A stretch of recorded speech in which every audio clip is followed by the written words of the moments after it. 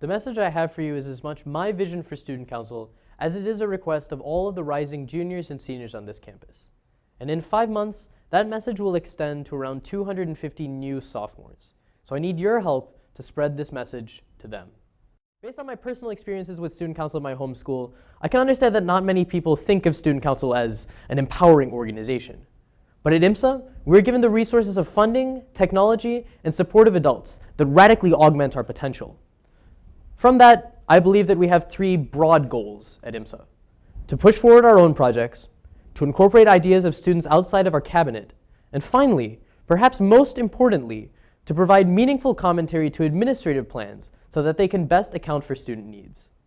Over the last 2 years, I've helped develop the tools and strategies that make it easier for Student Council to do this. But what all of those tools share in common is that they cannot reach their full potential without having large populations of the student body involved with their student council.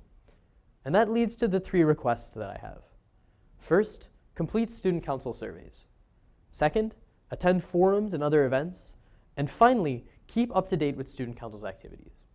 The first request that I have has to do with one of the most powerful tools in student council's arsenal right now: survey data. And the metrics that come from those have allowed us to engage in projects that were previously impossible. One example of those is the exploration sessions, a twist on experimental classroom teaching styles for the history classroom. Because Student Council designed the surveys and metrics that would measure the success of this project, the principal's office and members of the history faculty were able to approve it, leading to the exploration session becoming the first student-led pilot program that IMSA has seen. But once those surveys are distributed to students, the responses and feedback will be used to determine the direction of the project in the future. And even though we've been able to make those surveys mandatory in almost every single World in the 20th Century classroom, the final feedback depends on you. Surveys are also becoming powerful in other parts of campus. Some of you have already noticed the TV monitor in Sodexo. This is part of a project to help improve advertising for clubs. That the survey that will assess that project is only being advertised through that monitor. Here, if that survey turns up favorable results, Student Life will help us find the funding to buy more TV monitors for Sodexo. And even if the results are unfavorable, Student Council will get value from that as well, because it will help us change the direction and improve the project for the future. But for those survey results to be valuable in the first place, large amounts of the student body need to take them. I hope that when you see Student Council surveys in the future, you will understand their potential and not simply pass them off. Of course, data is not the only type of statistical information we need. Another important form of data is anecdotal feedback and students attending events in person. For that, I ask you to think of the Student Council forums and other events that we hold across campus. What these tools and strategies do is that they show relevant administrators on those panels that students are invested in the topic and care about progress moving forward. That's why it's so important to have high attendance at those forums. One particularly important example is the Sodexo forum, which, depending on when you're watching this video, may have already happened or is about to happen. Whoa. For that situation, the administrators and staff who work closest to Sodexo will all be on a panel waiting to talk with students. Their frustration with student feedback to this point is that it has been mostly vague and that suggestions provided by students seem infeasible. But here, the forum provides a much better opportunity to close the communication gap between both sides. And student council members will be there to keep track of the discussion and make sure that new ideas brought up are actually pursued in the future.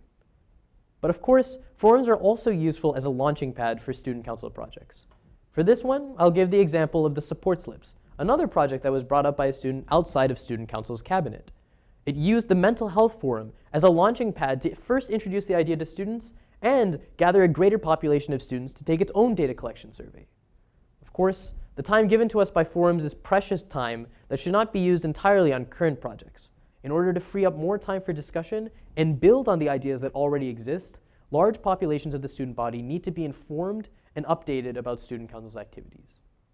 That leads to my third request, and the key tool there to keep updated with student council activities is the website. Of course, student council members are always free and willing to discuss these topics with you in person, which is a great environment to provide suggestions that can enhance your ideas and best answer questions. But when that's not possible, the student council website has your back. Over the summer, we will be leading the second phase of its development, populating it with information about all of student council's endeavors and key information for students. Here, this allows you to look at the many different facets of student council's approach to improving life at IMSA and let you get involved, see the projects that you can benefit from, and pitch in your own ideas as well.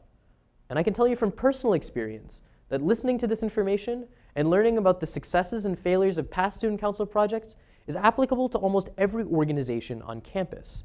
The unfortunate reality is that past student councils continuously make the same mistakes because only a few people within the organization are keeping track of its progress. With a larger, more involved student population, it will be easier for student council to build on its progress with every successive year and empower each graduating class. This is something that I hope all of you can look out to. And one more important feature on the website will be two-part submission boxes.